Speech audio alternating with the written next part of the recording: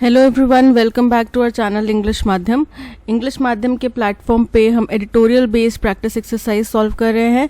सबसे पहले तो आप सबसे तहे दिल से माफ़ी मांगना चाहूँगी कि कंटेंट आज डिले हो गया है। आज रिकॉर्डिंग जो है लेक्चर की वो लेट आई है बिकॉज कुछ टेक्निकल इशू की वजह से जो पहले रिकॉर्डिंग की थी वो फाइल सपोर्ट नहीं कर पा रही थी। ठीक है, तो स्टार्ट करते हैं आज का session with thought of the day, that is your positive action combined with positive thinking results in success. आप जो भी काम कर रहे हैं, ठीक है, हम बोलते हैं ना कि पॉजिटिव सोचो, से पॉजिटिव सोचने से आप सक्सेसफुल नहीं होंगे, आपको पॉजिटिव एक्शंस भी लेने पड़ेंगे। सोच रहे हैं सुबह 4 बजे उठ के काम करेंगे, तो 4 बजे उठने के लिए आपको उसके लिए एक्शन लेने पड़ेंगे। नहीं उठ पाए तो ट्रिक्स अपनाओ, टिप्स अपनाओ, देखो कि क्या चीज़ आपके लिए काम करती है। आप नाइट आउल है या अर्ली बर्ड है, वो चीज़ समझो, अंडरस्टैंड करो और उसके बाद एक्शंस लो। ठीक है, चलिए स्टार्ट करते हैं आज का सेशन, जो कि है reading comprehension and practice exercise for SSC CGL mains. India needs to build closer ties with ASEAN for economic and strategic reasons. बोल रहे हैं एशियन कंट्रीज है ना, जो कि क्या है, साउथ ईस्ट एशियन नेशंस का एक ग्रुप है। तो इसके साथ में बेहतर संबंध बनाने पड़ेंगे हिंदुस्तान को, अगर हम चाहते हैं कि क्या हो, हमारी इकोनॉमिक और स्ट्रैटेजिक संबंध अच्छे हों, हमारी अच्छी पहचान बन पाए। तो उसके लिए हमें इन कंट्रीज के साथ में भी अपने ग्लोबल रिलेशंस अच्छे करने पड़ेंगे। ठीक है, prime minister Narendra Modi's whistle stop summit sojourn to the Indonesian capital of Jakarta earlier this week was primarily aimed at deepening India's engagement with the economically significant grouping of 10 Southeast Asian nations। तो बोल रहे नरेंद्र मोदी जी क्या गए, whistle stop मतलब संक्षिप्त के लिए, थोड़े समय के लिए, सोजॉर्न मतलब ठहराव, थोड़े समय के लिए वो समिट में गए, जो कि कहाँ हो रहा था, इंडोनेशिया की कैपिटल जकार्ता में हो रहा था। तो कब गए, इसी हफ्ते। अब इसी हफ्ते G20 समिट भी स्टार्ट हुआ है। ठीक है, तो उससे शायद 1-2 दिन पहले वो गए होंगे। तो उन्होंने क्या किया, वहां पे उनका मुख्य उद्देश्य क्या था कि इंडिया इंगेज हो इकोनॉमिकली सिग्निफिकेंट, यानी कि ये जो 10 साउथ ईस्ट एशियन नेशंस हैं ये इकोनॉमिकली बहुत सिग्निफिकेंट है। ठीक है, बहुत महत्वपूर्ण है, इनका इकोनॉमिक ग्रोथ जो है वो बहुत महत्व रखती है ग्लोबल इकोनॉमिक्स के लिए। तो उसके साथ में बेहतर रिश्ते बनाए, इसलिए वो वहां पे गए। Coming on the eve of India's hosting of G20 summit in New Delhi as the current holder of the bloc's presidency, Mr. Modi's presence at the annual Asian India summit was an opportunity to cement traditional ties with the neighboring Asian economies at a time of heightened global trade uncertainty। बोल रहे हैं, और फिर वो वापस कब आए, G20 summit से एक दिन पहले, एक शाम पहले वो वापस आए। तो और G20 समिट कहाँ स्टार्ट हो रहा है, न्यू दिल्ली में स्टार्ट हो रहा है। क्यों वापस आना पड़ा उनको, क्योंकि इंडिया जो है इस साल G20 समिट की प्रेसिडेंसी ऑर्गेनाइज कर रहा है, वो होस्ट है और प्रेसिडेंट है। ठीक है, तो मिस्टर मोदी का प्रेजेंस जो था एशियन इंडिया समिट में, वो एक अपॉर्चुनिटी थी। किस तरह की अपॉर्चुनिटी, कि हम अपने ट्रेडिशनल टाइज को और मजबूत करें अपने नेबरिंग एशियन इकोनॉमीज के साथ में, वो भी ऐसे समय में जब दुनिया भर में ग्लोबल ट्रेड में इतनी ज्यादा अनसर्टेनिटी आ चुकी है और वो बढ़ रही है, वृद्धि हो रही है, हाइटन मतलब और बढ़ रहा है। As the trade facilitation body UNCTAD noted in its June 21 global trade update, the outlook for global trade in the second half of 2023 is pessimistic as negative factors including downgraded world economic forecasts, persistent inflation, financial vulnerabilities and geopolitical tension dominate।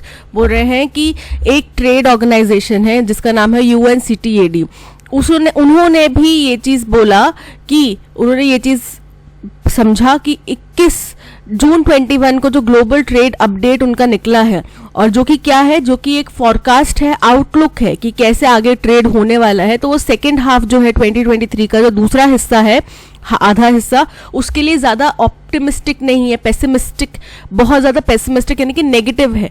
क्यों, क्योंकि negative factors बहुत ज्यादा काम में कर रहे हैं जो कि ग्लोबल इकोनॉमिक्स को नीचे लेकर आ रहे हैं। जैसे कि जिसमें क्या क्या शामिल है, डाउनग्रेडेड वर्ल्ड इकोनॉमिक फोरकास्ट, दुनिया भर के देशों के जो इकोनॉमिक फोरकास्ट है कि इतनी वृद्धि करेगा, जीडीपी इतना रहेगा, इन्फ्लेशन इतना रहेगा, वो बहुत नीचे जा रहा है। ठीक है, परसिस्टेंट इन्फ्लेशन, लगातार बढ़ती है महंगाई, फाइनेंशियल वल्नरेबिलिटी, सभी, अब आपको पता है यूएस में कितने सारे बैंक्स जो है वो फेल हो गए। ठीक है, स्विस बैंक्स भी काफी सारे फेल हो गए। तो ये क्या है, ये बता रहा है कि फाइनेंशियल वल्नरेबिलिटीज बढ़ रही हैं, रिस्क बढ़ रहा है। And Jio political tension dominate. और यूक्रेन रशिया वॉर पता ही है, 2 साल होने को आ गए अब, तो वो अभी भी चल रहा है, जो जिसकी वजह से बहुत बड़ा इम्पैक्ट पड़ा है ये ऑलरेडी खराब ग्लोबल इकोनॉमिक्स को और ज्यादा खराब करने में। ठीक है, against this backdrop the joint leaders statement on strengthening food security and nutrition in response to crisis बोल रहे हैं। और इन सभी चीजों के, इन सभी नुकसान के बावजूद एशियान इंडिया के जो लीडर्स थे उन्होंने एक जॉइंट समिट दिया, जॉइंट स्टेटमेंट दिया, जिसमें उन्होंने कहा कि हमारा उद्देश्य है इस साल स्ट्रेंथनिंग फूड सिक्योरिटी की, फूड सिक्योरिटी बढ़ाई जाए, न्यूट्रिशन को क्राइसिस के रिस्पॉन्स में हम न्यूट्रिशन दें। अगर क्राइसिस हो रहा है कहीं पे तो हम उसके रिस्पॉन्स में कैसे रिएक्ट करें, न्यूट्रिशन से रिएक्ट करें। अब देखो ये स्टेटमेंट महत्वपूर्ण क्यों है। सबसे पहली बात तो ये जॉइंट स्टेटमेंट है जो कि पिछले साल भी हम G20 में हासिल नहीं कर पाए थे। दैट मीन्स यहाँ पे कंट्रीज का एक रिस्पॉन्स मिलना पॉसिबल है, जो कि G20 में बड़ा मुश्किल है, क्योंकि कोई ना कोई देश किसी ना किसी के अगेंस्ट में खड़ा है। दूसरी चीज देखो, अभी हमें पता है कि हम एल नीनो इफेक्ट की शुरुआत हो चुकी है, हम उससे जूझ रहे हैं। आपने पीछे देखा हिमाचल में और नॉर्थन स्टेट्स में बहुत ज्यादा बारिश की वजह से बहुत ज्यादा नुकसान हुआ। ठीक है, लेकिन बाकी जो हिस्से हैं, बाकी जो इलाके हैं, फूड ग्रोइंग रीजन है, वहां पे बारिश की कमी भी हुई। जिस टाइम पे चाहिए थी उस टाइम पे नहीं हुई, जिस टाइम पे नहीं जरूरत थी उस टाइम पे बेधड़ल्ले से बारिश हो रही है। तो ये सब क्या है, एल नीनो इफेक्ट के उसकी शुरुआत के लक्षण हैं। दूसरी चीज, एल नीनो इफेक्ट का प्रभाव हमने समझा है कि आने वाले समय में ये होने वाला है कि हमारी जो फसलें हैं वो इतना अच्छा हमें आउटपुट नहीं देंगी, जिसकी वजह से फूड क्राइसिस हो सकता है। ठीक है, यही कारण है कि इंडिया ने राइस के एक्सपोर्ट के ऊपर बैन लगा दिया, और भी कई सारी अनियन के एक्सपोर्ट के ऊपर उन्होंने कर्ब्स लगा दिए। ठीक है, टैक्सेस ज्यादा बढ़ा दिए। ये कुछ कारण है कि हम जो एसेंशियल स्टेपल्स हैं, स्टेपल मतलब कि जो नेसेसरी फूड आइटम्स हैं, उनके ऊपर टैक्सेस इतने ज्यादा क्यों बढ़ा रहे हैं, क्योंकि आने वाले समय में स्थिति खराब हो सकती है। ठीक है, किस वजह से, एल नीनो इफेक्ट की वजह से। तो इन सब चीजों को समझते हुए उन्होंने स्टेटमेंट दिया स्ट्रेंथनिंग फूड सिक्योरिटी, क्योंकि एशिया का पूरा रीजन जो है इससे प्रभावित होने वाला है, and nutrition in response to crisis. ठीक है, at Asian India Summit underscores the shared vulnerability the region perceives in the face of ongoing heightened global food। तो ये जो स्टेटमेंट है ये हाईलाइट करता है कि इस एरिया के एशियन रीजन में एक जैसे क्राइसिस की स्थिति बनी हुई है, एक ही जैसा रिस्क सभी देश फेस कर रहे हैं, और जो हाइटेंड बढ़ती हुई ग्लोबल फूड इनसिक्योरिटी है वो भी सभी देशों में समान है, which has been exacerbated by the Ukraine war. और ये ज्यादा और वृद्धि कैसे हो गई है यूक्रेन वॉर से, क्यों? क्योंकि यूक्रेन जो है वीट का बहुत बड़ा प्रोड्यूसर है, one of the largest, second largest producer I think Ukraine है। और अगर सपोज करो, आप खुद ही समझ लो कि दुनिया का दूसरा सबसे बड़ा प्रोड्यूसर और एक्सपोर्टर यूक्रेन अगर युद्ध में जुटा हुआ है, तो क्या वहां के लोगों को इतना टाइम मिल रहा होगा अपनी फसलों का ध्यान रखने में? क्या वहां के लोग निश्चिंत होकर देख पा रहे होंगे? क्या फसलों का नुकसान नहीं होगा?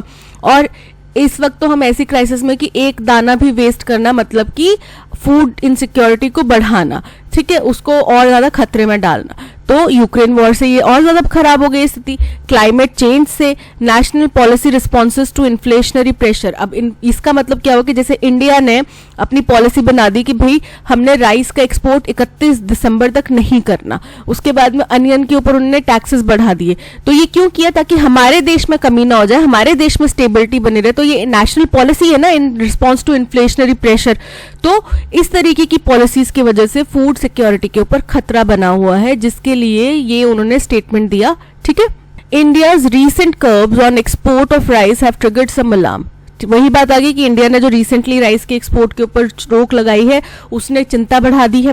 With the prices of the regional staple reportedly nearing an 15-year high. और ये जो रीजनल मतलब से एशियन कंट्रीज का ये मुख्य खाद्य पदार्थ है, राइस हर डिश में इंक्लूड होता ही होता है, दिन में एक बार या 2 दिन में एक बार तो बंदे खाते ही हैं। और हम नॉर्थ इंडियन जो है थोड़ा कम कंज्यूम करते हैं, साउथ इंडियन का तो मेन डिश होता ही है राइस। ठीक है, तो बोल रहे हैं कि ये जो एशियन रीजन है इसका जो मेन स्टेपल फूड है राइस, इसके प्राइसेस भी 15 सालों के सबसे उच्चतम स्तर पर पहुंच गए हैं। The onset of El Nino effect, देखो आगे वही बात आ गई कि जो एल नीनो इफेक्ट की शुरुआत हो चुकी है, which is historically associated with disruptive weather events queers the ground further, जो कि किसके साथ लिंक किया जाता है कि बहुत वेदर इवेंट्स जो हैं वो बड़े अजीब हो जाएंगे, मतलब हमारे जो प्रेडिक्शन है उससे परे होंगे, ठीक है। और क्वेयर्स ये ज्यादा बढ़ा देता है गंभीरता स्थिति की। एंड एशियन लीडर्स आर जस्टिफाइबली वारी, और इसीलिए एशियन लीडर्स की जो चिंता है, उनका जो ये बचाव के तरीके हैं वो जस्टिफाइबल है, समझ में आता है कि वो क्यों कर रहे हैं ये चीजें, ठीक है। Mr. Modi's pitch, laying stress on the need for a rules-based post-COVID-19 world order and a free and open Indo-Pacific। तो मिस्टर मोदी ने हमारी जो पिच थी, वहां पे पिच मतलब कि हमारा जो भाषण था जिसके तहत हम उनको अपने विचार प्रस्तुत करना चाह रहे थे, तो वो उसने क्या किया, उस भाषण का मुख्य जो स्ट्रेस था, मुख्य जो जोर था वो इस बात पर था कि कोविड-19 के बाद की जो दुनिया है वो रूल्स बेस्ड होनी चाहिए। वो ऐसे नहीं है कि आप अनप्रेसिडेंटेड तरीके से या मतलब अनऑर्गेनाइज तरीके से आप कुछ भी कर रहे हैं, ऐसा नहीं होना चाहिए। और उसमें फ्री और ओपन इंडो पैसिफिक होना चाहिए, वॉज क्लियरली डायरेक्टेड, और ये सीधे तौर पे directed at the members among the Asian bloc who are increasingly disquieted by China's recent muscle flexing and claims over South China Sea. और बोल रहे हैं कि ये सीधे तौर पे उन मेंबर्स की तरफ इशारा था, एशियन ब्लॉक के, एशियन ग्रुप के उन मेंबर्स की तरफ इशारा था जो चिंतित हो रहे हैं, परेशान हो रहे हैं चाइना जो अपना शक्ति प्रदर्शन कर रहा है उससे, और साउथ चाइना सी के ऊपर जो अपने क्लेम्स कर रहा है उससे। तो उस वजह से कई एशियन कंट्रीज हैं जिनको परेशानी हो रही है, और उन्हीं के लिए मोदी जी की ये स्पीच थी, ताकि वो देश इस बात को समझें और हमारे साथ आके हाथ मिलाएं या कोऑपरेशन के लिए प्रेशर बनाएं, ठीक है।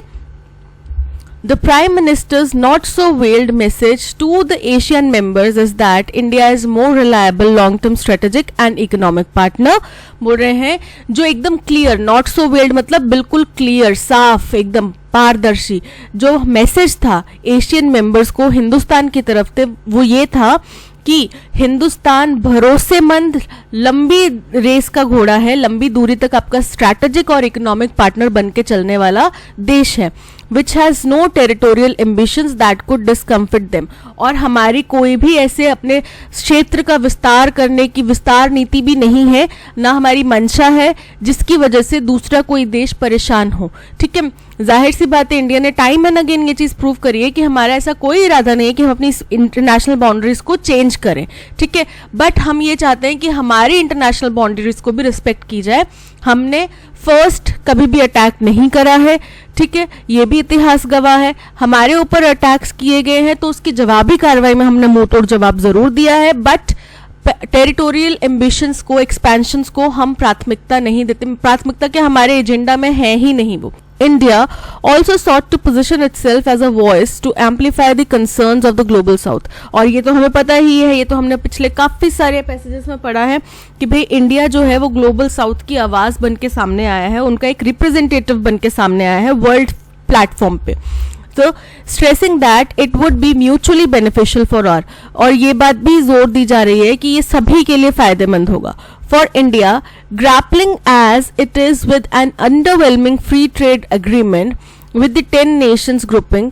बोल रहे हैं इंडिया के लिए जो एक चिंता की बात है वो ये है कि जो एक फ्री ट्रेड एग्रीमेंट है इन 10 देशों के साथ में, इन 10 देशों के बीच में, trade ties with the eastern economies have grown in volume but asymmetrically. तो इसकी वजह से ईस्टर्न कंट्रीज के साथ में ट्रेड संबंधी जो संधियां हैं, ट्रेड संबंधी जो रिलेशंस हैं वो तो मजबूत हुए हैं, लेकिन वो एसिमेट्रिकल है, यानी कि ऐसा नहीं कि दोनों देशों को फायदा हो रहा है, जो भी आपस में जिनका भी एग्रीमेंट है वो दोनों देशों को फायदा हो रहा है, ऐसा नहीं है।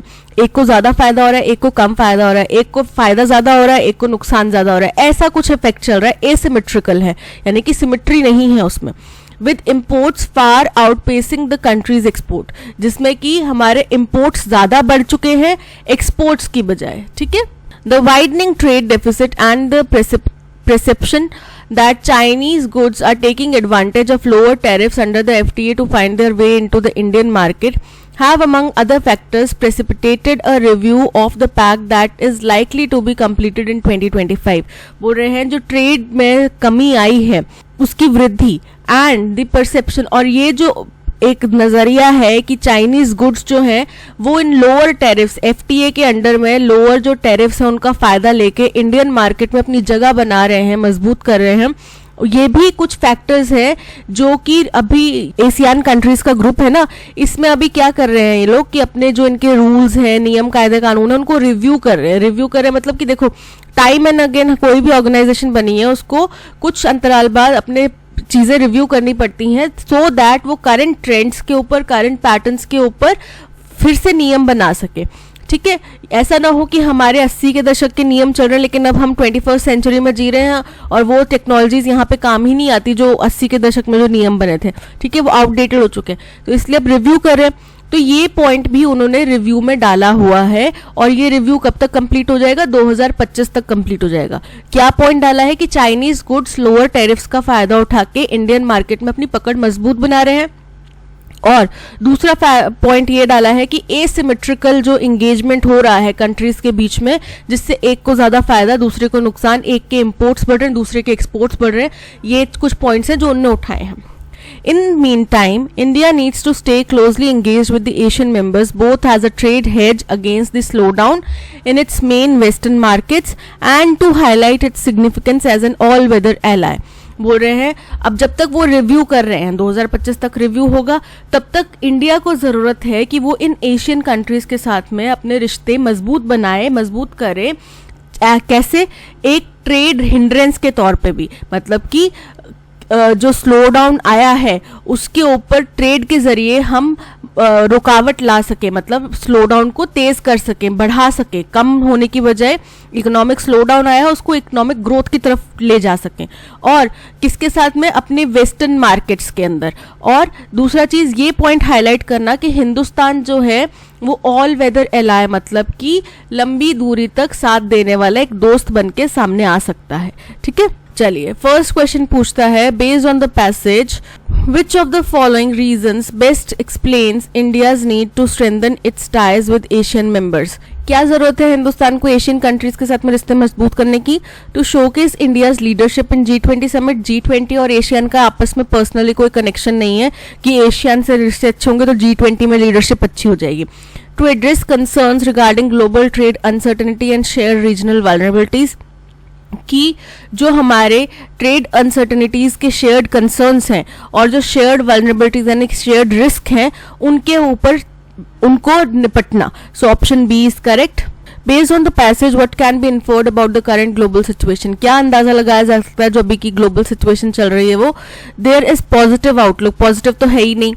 The situation in Ukraine has had no impact on global food. ये भी इनकरेक्ट है। Asian leaders are unconcerned नहीं है, वो ज्यादा चिंतित हैं। ग्लोबल, क्योंकि ये सिर्फ दो फैक्टर्स नहीं है, एल नीनो इफेक्ट भी एक फैक्टर है जो एशिया रीजन को प्रभावित कर रहा है। Global trade uncertainty and issues like climate change and geopolitical tensions are affecting food security. Option D is correct. Which of the following statements best captures the difference in trade dynamics between India and Asian 10 nation grouping? तो क्या संबंध बताता है Asian 10 grouping के बीच में और हिंदुस्तान के बीच में? India's imports and exports with Asians are growing in equal pace. Incorrect है। India's trade ties with Eastern economies are diminishing. ऐसा भी नहीं है। India's imports from Asian are growing faster than its exports. Option C is correct. ये और चिंता का विषय भी है हमारे लिए, जिसके लिए हमने रिव्यू भी डाला हुआ है कि भाई रिव्यू में इसको भी कंसिडर किया जाए। Which statement is true according to the passage? Mr. Modi emphasized the importance of a closed and restricted Indo-Pacific. Open और फ्री की बात करी है, ना कि क्लोज और restricted. India is trying to present itself as a territorial threat. Incorrect है। India ऐसा देश है जो किसी भी कंट्री की टेरिटोरियल इंटीग्रिटी को सम्मान करता है, तो ये इनकरेक्ट हो जाता है। China's goods are taking advantage of lower tariffs under the FTA to enter the Indian market. Option C is correct. Which of the following best describes the tone of the passage. देखो tone of the passage informative है, ठीक है, information प्रदान कर रहे हैं वो Asian group क्या है, उसके साथ में संधि क्यों जरूरी है, क्यों अच्छे रिलेशन बनाना जरूरी है, अभी तक का क्या सिनेरियो रहा है। So option C informative is correct. Which word from the passage is a synonym of concern. Concern मतलब चिंता, ठीक है, चिंता, फिक्र। तो पिच मतलब हमारी जो स्पीच होती है जिसके जरिए हम उनको अपनी तरफ आकर्षित करना चाहते हैं। क्वाइटनेस मतलब शांति। डिसिक्वेटेड मतलब चिंता। So option C disquieted is correct. Serenity मतलब काम, एकदम शांत। अगेन सिनोनिम बताना है एक्सटिंक्ट का। एक्सटिंक्ट मतलब खत्म हो जाना, नष्ट हो जाना। तो वाइब्रेंट मतलब बहुत ही ज्यादा जीवंत एकदम बहुत लाइवली, वैनिश्ड मतलब खत्म, नष्ट, एक्टिव मतलब बहुत चुस्त, और लिविंग मतलब जो एक जीवित व्यक्ति है। So option B vanished is correct. Glorify, glorify मतलब किसी की प्रेज करना, किसी की अच्छी बातें बताना कि भाई वो बहुत अच्छा व्यक्ति है, बहुत टैलेंटेड व्यक्ति है, यानी कि आप उसको ग्लोरीफाई कर रहे हैं। सिंप्लीफाई, सिंपल करना चीज़ों को। स्टूपिफाई, स्टूपिफाई मतलब कि बहुत ज़्यादा चीज़ों को चौंका देना। प्रेज, तारीफ करना। So option C praise is correct. Grammatically correct sentence ढूंढना है। It was a hectic day for Susan with a lot of purchases and a couple of meetings. तो ऑप्शन ए बिल्कुल करेक्ट है। अ लॉट ऑफ परचेजेस, बहुत सारी खरीदारी करनी पड़ी उसको और बहुत सारी मीटिंग्स अटेंड करनी पड़ी। Option A correct. It was a hectic day for Susan with the lot of, the नहीं आएगा, अ आएगा। जब हम बहुत सारे क्वांटिफाई करने की बात करें तो द लॉट ऑफ नहीं आएगा, अ लॉट ऑफ आएगा। It was a hectic day for Susan with the lot of purchases and an couple of meeting. पहली बात तो वॉवल साउंड्स के साथ में कॉन्सोनेंट और वॉवल्स का कंसेप्ट पता है ना, एन किसके साथ में यूज होता है, वॉवल साउंड के साथ में होता है। तो एन कपल ऑफ मीटिंग्स तो फिट ही नहीं बैठ रहा, ग्रामेटिकली इनकरेक्ट हो गया। It was the hectic day for Susan with a lot of purchase and couple of meetings. जब अ लॉट ऑफ परचेज की बात की जा रही है तो परचेज नहीं आएगा, परचेजेस आएगा। The hectic day, a hectic day होगा। सो ऑप्शन ए करेक्ट है। Each member of the literary club submitted various literary works for the magazine. अब पैसिव वॉइस में कन्वर्ट करना है तो इसमें each member of the literary club, यानी कि हर एक व्यक्ति एक लिटरेरी क्लब का, तो ये पूरा का पूरा क्या है, सब्जेक्ट है। Each member of the literary club क्या है, हमारा सब्जेक्ट है। फिर वर्ब हमारा क्या आता है, सबमिटेड, उसने जमा कराया, सबमिट करा, ये हमारा वर्ब हो जाता है। वेरियस लिटरेरी वर्क्स, यहां तक वर्क्स तक हमारा ऑब्जेक्ट होता है। ठीक है, क्यों, क्योंकि वेरियस अलग अलग तरह के लिटरेरी, लिटरेचर से जुड़े हुए वर्क्स, कार्य, तो ये पूरा का पूरा एक ऑब्जेक्ट है। और किसके लिए जमा कराया, फॉर द मैगजीन। तो पहले क्या आ जाएगा, ऑब्जेक्ट पहले, वर्ब बीच में, सब्जेक्ट बाद में। ठीक है, तो वेरियस लिटरेरी वर्क्स। अब सबमिटेड पास्ट की बात है तो वर, वर क्यों, क्योंकि वेरियस लिटरेरी वर्क्स, अलग अलग तरह के कार्य।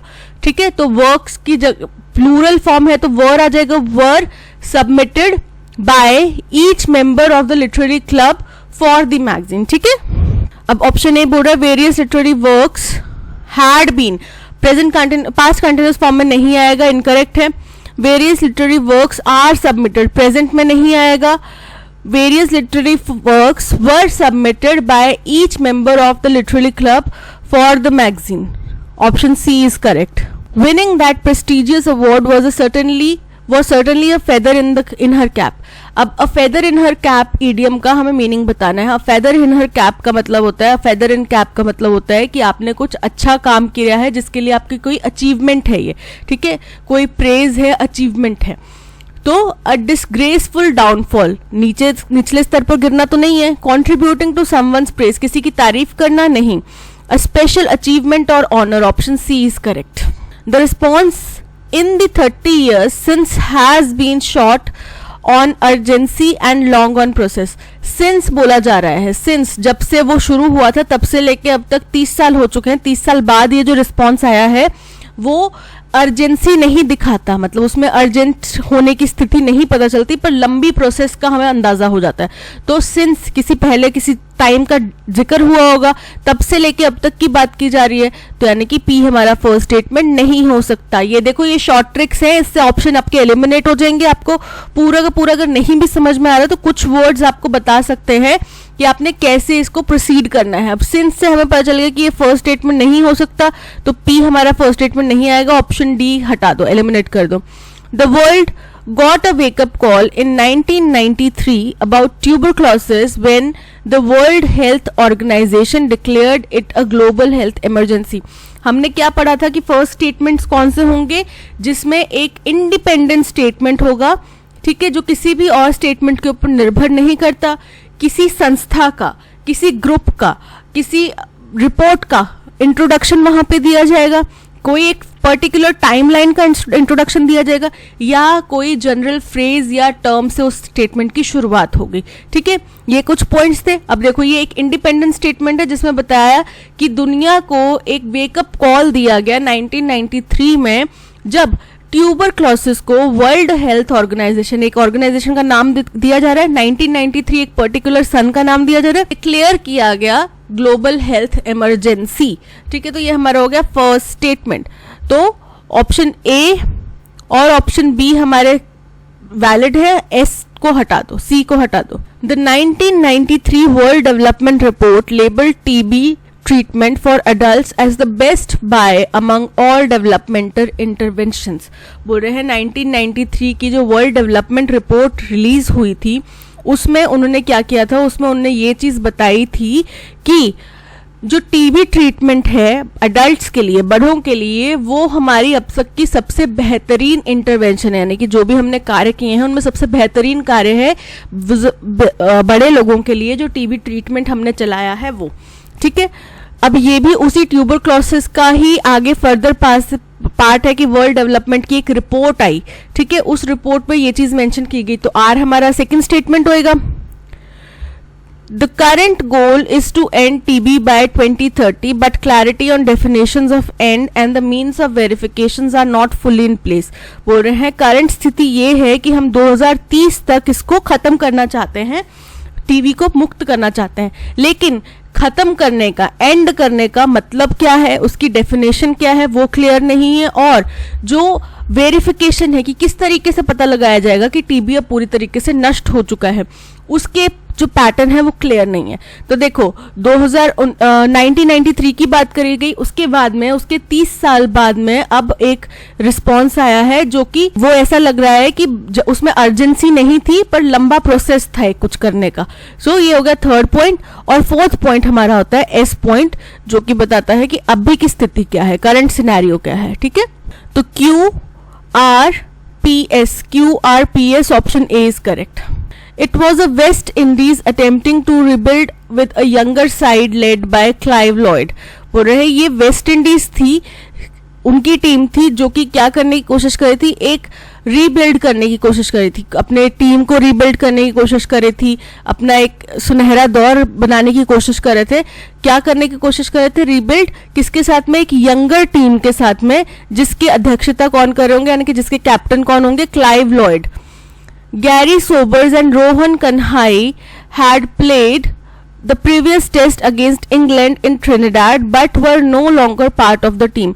बोल रहे हैं गैरी सोबर्स और रोहन कन्हाई व्यक्ति थे हैं कोई, उन्होंने पिछला जो टेस्ट हुआ है इंग्लैंड के अगेंस्ट में वो तो खेला है, लेकिन अब इस टीम का हिस्सा नहीं हम। इस टीम का यानी कि कोई टीम बताई होगी उसका बात कर रहे हैं।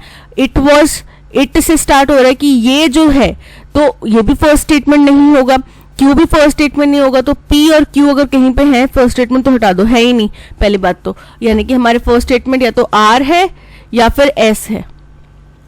The visitors were going through a dip then जाहिर करता है किसी पर्टिकुलर समय के लिए, तो यानी कि पहले जिक्र किया होगा, उस समय को हम दोबारा रेफर करें तो ये फर्स्ट स्टेटमेंट नहीं हो सकता।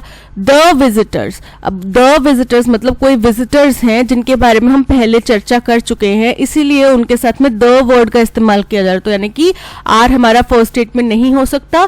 तो ए और बी हमारा ऑप्शन जो है एलिमिनेट हो गए, बच गया एस, तो एस हमारा फर्स्ट अरेंजमेंट है। The first test I watched from the first ball to the last was India versus West Indies in Bengaluru in November 1974। बोल रहे हैं अपनी लाइफ में जो मैंने पहला टेस्ट मैच पहली बॉल से लेके आखिरी बॉल तक देखा है वो कौन सा टेस्ट मैच है, इंडिया वर्सेस वेस्ट इंडीज, जो कि बेंगलुरु में हो रहा था। और कब की बात है ये, नवंबर 1974 की। तो अब हमें समझ में आ गया सिंस यहाँ पे देन टाइम का जो रेफरेंस है वो किसके लिए दिया गया। ठीक है, तो एस हमारा फर्स्ट स्टेटमेंट हो जाएगा। फिर उसके बाद में बोला जा रहा है कि ये जो विजिटर्स थे वो उस समय पे एक डिप के थ्रू जा रहे थे, यानी कि उसमें कुछ गिरावट आई थी, उनके स्तर में गिरावट आई थी, उससे गुजर रहे थे। तो एस फर्स्ट आर सेकेंड। ठीक है, एस फर्स्ट आर सेकेंड हमारा ऑप्शन सी करेक्ट है, राइट। चलिए आगे चलते हैं। Darshan Solanki, an undergraduate student of chemical engineering at the Indian Institute of Technology, Bombay, ended his life on February 12, 2023। अब introduction हो गया कि एक व्यक्ति है दर्शन सोलंकी जो कि केमिकल इंजीनियरिंग का स्टूडेंट है और उसने इंडियन इंस्टीट्यूट में ऑफ टेक्नोलॉजी बॉम्बे में वो पढ़ाई कर रहा था और उसने 12 फरवरी 2023 को अपनी जान ले ली, आत्महत्या कर ली। ठीक है, ही वॉज अ दलित। अब उसी के दर्शन सोलंकी के बारे में ही आगे बताया जा रहा है कि वो एक दलित था। तो पी हमारा फर्स्ट स्टेटमेंट होएगा और क्यू इसी को आगे कंप्लीट करता हुआ हमारा सेकंड स्टेटमेंट होएगा। देखो आर फर्स्ट है, क्यू पी, ऑप्शन डी हमारा करेक्ट है। देखो P first statement, Q second statement, option D correct है। हो गया हमारा सॉल्व। द रिपोर्ट, ये देखो ये शॉर्ट ट्रिक से इनसे पता चल जाता है कि हमने हमारा देखो पूरा पैसेज पढ़ने की जरूरत नहीं पड़ी हमें, हमने 2 चीजें आइडेंटिफाई करके भी पैसेज कंप्लीट कर दिया और हमें पता चल गया हमारा आंसर क्या है। The report said it appears from the marks obtained in various courses that the performance of Darshan Solanki deteriorated specifically in second half of the autumn semester। बोल रहे हैं एक रिपोर्ट आई, ठीक है, द रिपोर्ट, कोई report का पहले जिक्र किया होगा, वो रिपोर्ट आई, उसमें बताया गया कि उनके जो मार्क्स थे, सेशनल एग्जाम्स होते हैं, तो जो ऑटम सेमेस्टर का सेकेंड हाफ था उसमें उनके मार्क्स जो हैं वो कम होने लगे थे, उनकी परफॉर्मेंस खराब होने लगी थी, यानी कि उस दौरान में उनके साथ में कुछ डिस्टर्बेंस हुए थे जिसकी वजह से वो परेशान थे। The institute formed a 12 member committee. The institute कौन सा institute? Indian institute of technology. इन्होंने एक 12 सदस्यीय कमेटी बनाई जिसके तहत इन्वेस्टिगेशन किया गया। उन्होंने अपनी रिपोर्ट 2 मार्च को सबमिट करी और इसी रिपोर्ट का जिक्र आर स्टेटमेंट में किया जा रहा है, यानी कि एस पहले आर बाद में, एस पहले आर बाद में, PQSR, option D is correct. NITI Aayog is piloting the project and the Andaman and Nicobar islands. NITI Aayog जो है वो इस प्रोजेक्ट को, द प्रोजेक्ट मतलब वो प्रोजेक्ट जिसकी पहले चर्चा की गई है, यानी कि पी हमारा फर्स्ट स्टेटमेंट नहीं होगा। ठीक है, पी फर्स्ट स्टेटमेंट नहीं होगा, हटा दो इन ऑप्शन को, यानी कि हमारा फर्स्ट स्टेटमेंट क्या बन गया? क्यू। बोल रहे नीति आयोग जो है वो इस प्रोजेक्ट को और अंडमान निकोबार आइलैंड्स को पायलट कर रहा है, यानी कि चला रहा है। In the unprecedented haste, the Union Ministry of Environment, Forest and Climate Change has cleared the decks for mega project। First statement क्या होती है? इंडिपेंडेंट स्टेटमेंट होती है, कुछ किसी चीज का इंट्रोडक्शन होता है। यहाँ पे देखो इंडिपेंडेंट स्टेटमेंट है कि एक आनन फानन वाला फैसला लिया गया, किसके द्वारा? Union ministry of environment, forest and climate change के द्वारा, जिसके तहत उन्होंने एक मेगा प्रोजेक्ट के सारे रास्ते जो है क्लियर कर दिए। ठीक है, फर्स्ट स्टेटमेंट हो गया क्यों? Integrated development corporation is the project proponent.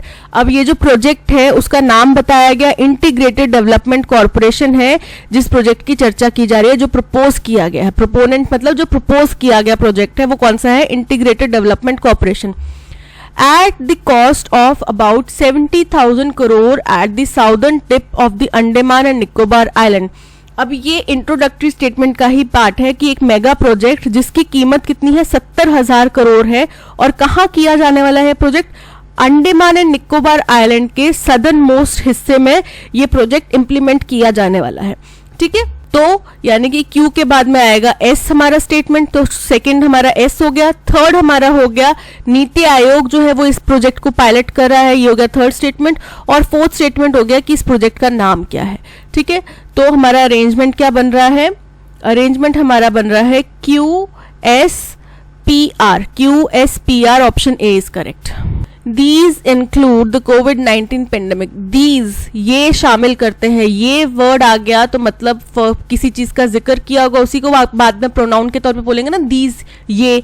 ठीक है, राम इज हैंडसम बॉय, फिर he studies in class 7th या 8th, तो ये क्या डिफाइन कर रहा है कि ही जो है वो प्रोनाउन है, वो राम का पहले जिक्र किया गया तभी उसका प्रोनाउन बाद में यूज किया गया।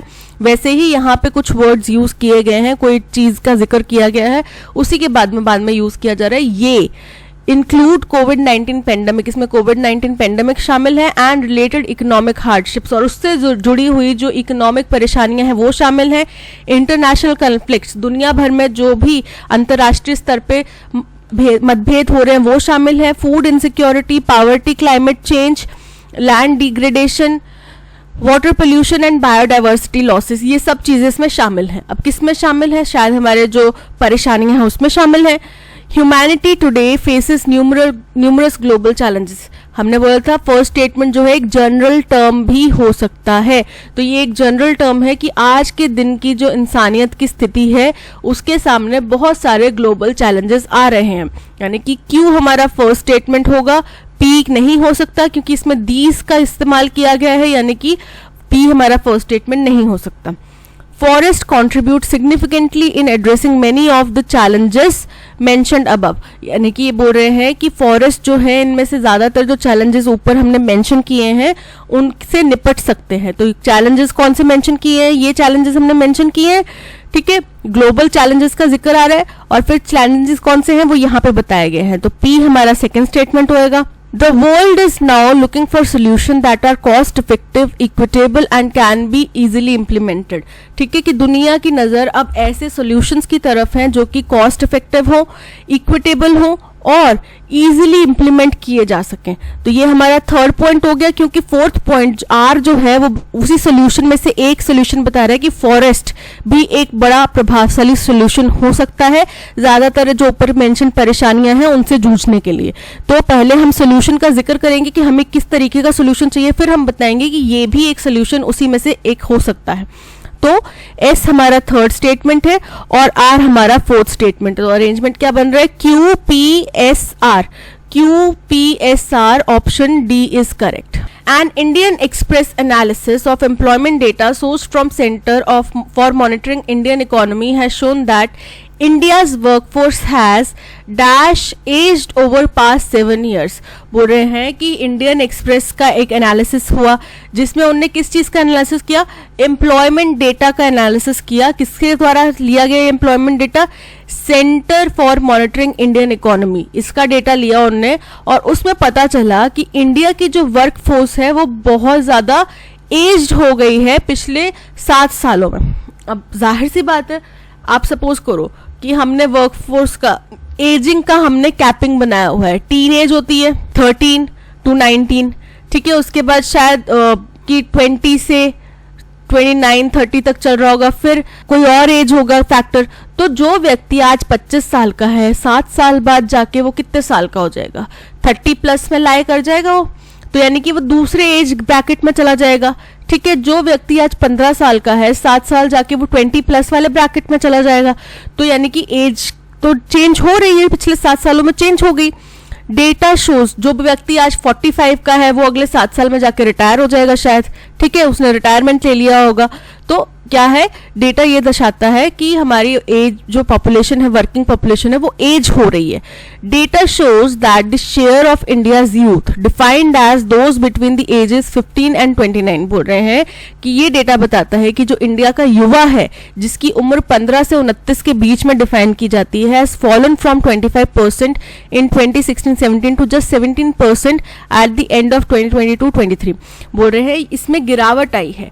कितनी गिरावट आई है, जब 2016-17 का डेटा हमने लिया था तो उसमें 25% हमारी पॉपुलेशन का हिस्सा जो था वो युवा हिस्सा था, ठीक है, यूथ थी, 15 से 29 साल के लोग थे। लेकिन अब वो 2022-23 के डेटा के अनुसार वो केवल 17% पे रह गया है।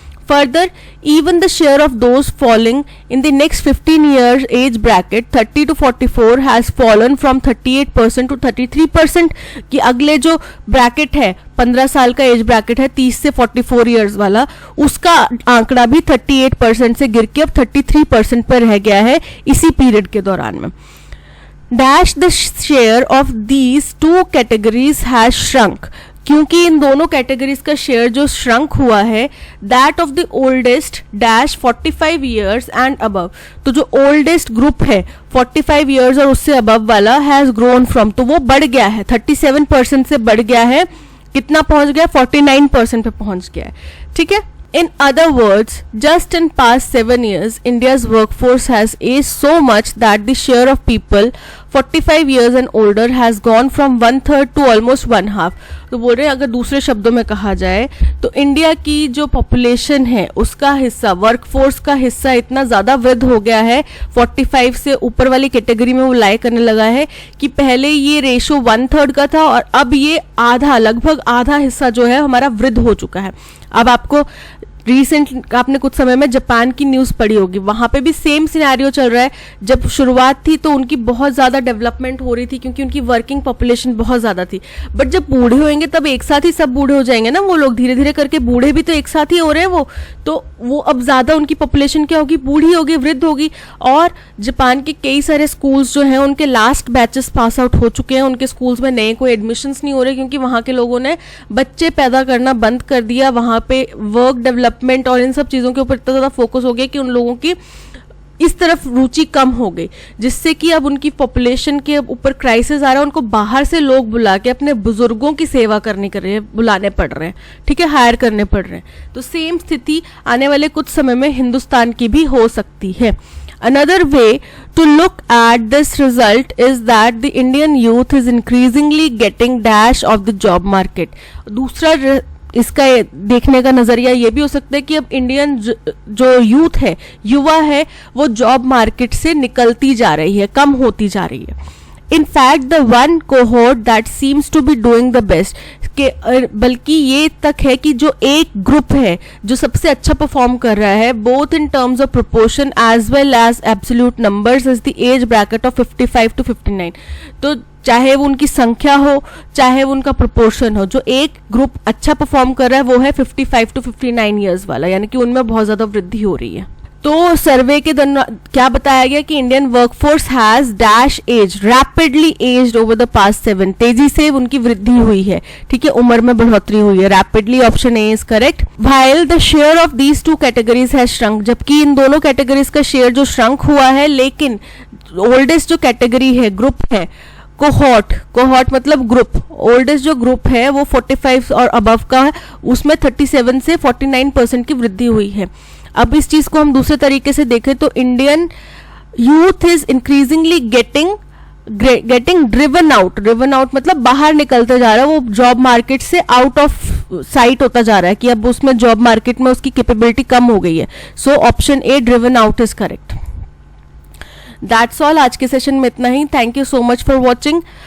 अगर कंटेंट पसंद आया हो तो लाइक, शेयर और सब्सक्राइब जरूर कीजिएगा। इस सेशन की ऑडियो प्लस पीडीएफ आपको टेलीग्राम चैनल पे मिल जाएगी, जिसका लिंक आपको डिस्क्रिप्शन बॉक्स में दे दिया गया है। इसके अलावा आप प्ले स्टोर से हमारी ऐप भी डाउनलोड कर सकते हैं, ऐप का लिंक भी आपको डिस्क्रिप्शन बॉक्स में दे दिया गया है। मिलते हैं नेक्स्ट सेशन में। Till then keep learning, keep practising. Bye bye.